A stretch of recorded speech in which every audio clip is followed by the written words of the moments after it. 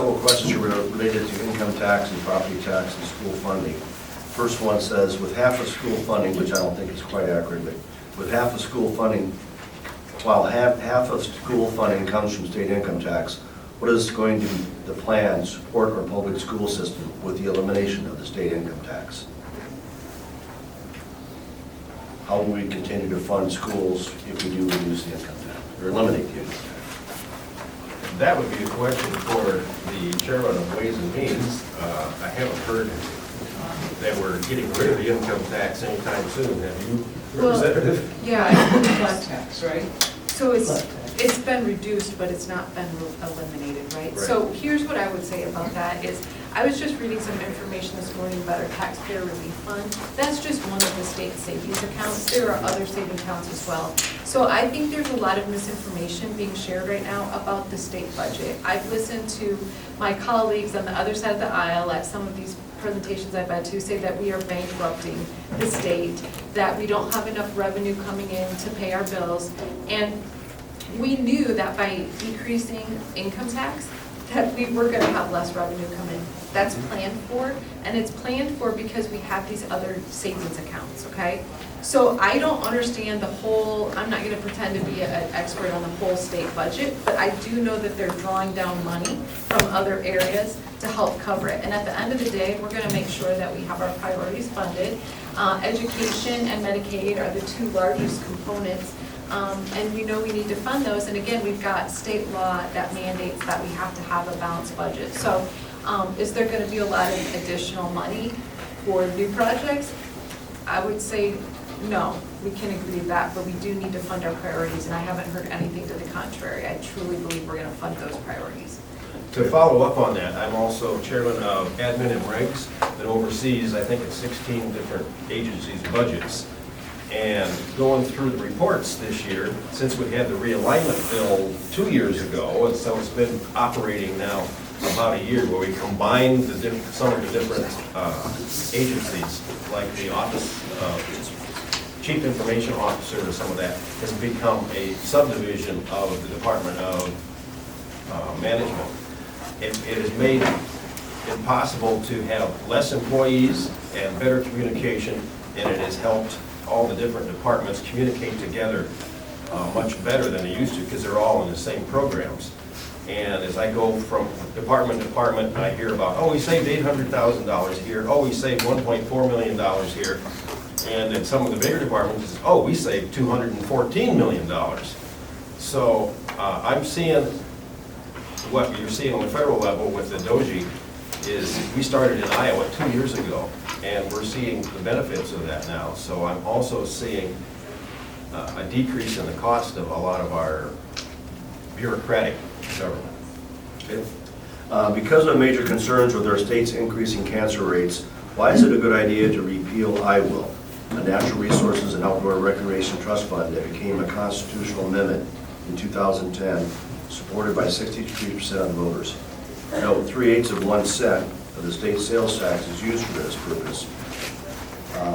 The purpose of I Will is to protect and enhance water quality in natural areas of the state, including parks, trails, wildlife habitat, and improving and conserving agricultural soils. What's your position on elimination of I Will? And why? Well, I was just going to say, I think that's interesting because there is talk of removing it, but to my understanding, it's never been funded. Right. And the reason it's never been funded, is my understanding, is that there is a provision for purchasing new land by the state every year that continues on. And legislature has always resisted the idea that there should be an unlimited source of funds for the purchase of new land. If we actually pass SJR 6, it will allow us to, and that's going to take a 2-year process because it's a constitutional amendment, it will allow us to begin funding this with property tax, because there will be with sales tax, because there will be a limit on how much goes to the purchase of new land. And we would like to see the directive to primarily to the maintenance of the properties we already own, rather than expanding the amount of properties that the state owns. Anything else you want to add? Well, and I was gonna say, again, this is an issue I've just talked with constituents about. It's not something that I've been on a committee or subcommittee about. But some of the concerns are, like, for beginning and young farmers and even family farmers, is that this would be a direct competition for them for pasture land or additional land if we just had this unlimited fund for the government to be able to compete with them. That was the way I interpreted it. So I've had phone calls from individuals that were in that situation. So I don't really know all that much about it, honestly, except for just what a few constituents have talked with me about on that. Okay. There's a kind of a statement and then a question.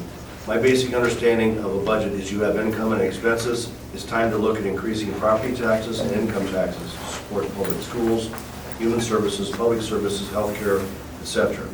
Not cutting tax the rich Iowans and corporations. So how do you, I guess, explain how you currently feel about these funding of these priorities this questioner asked? I think the principle that we have as we try to cut some taxes is, rather than taking a bigger slice of the pie to give it to our preferred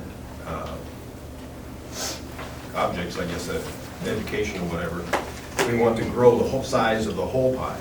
So we'll end up with the same amount of money by taxing less from each individual or each corporation, but we're growing the amount of business that's done in the state. I think that's one of the fundamental differences between Republicans and Democrats, honestly, is we believe people deserve to have use of their own money. We believe that putting more money in the hands of Iowans allows them to spend it in ways, and then those dollars turn over in communities. We believe in supporting business growth. Now I even forgot what the question was. Just a different approach on taxing versus not taxing Right. certain How do you fund wealthy basic needs? individuals How do you and fund basic Yeah, corporations. so, and I think, thank you.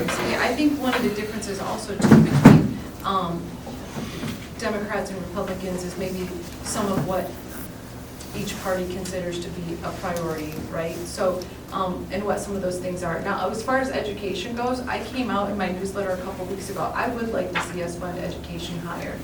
But and the House version, that's one of the things that we're still, I don't know what the word is, we don't have it worked out yet, right? We have the House version of funding.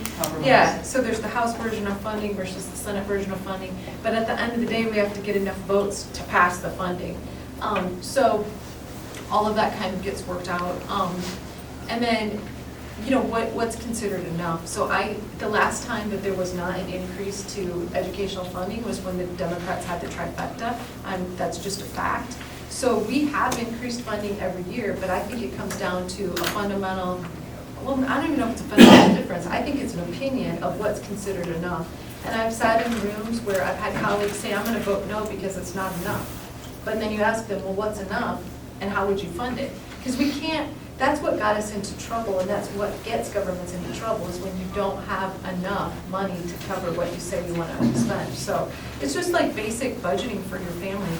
You only have so much money in the checking account. There can be all these things that you want, but you have to start first with what your needs are. Make sure the needs are covered before you can handle and taking on the ones.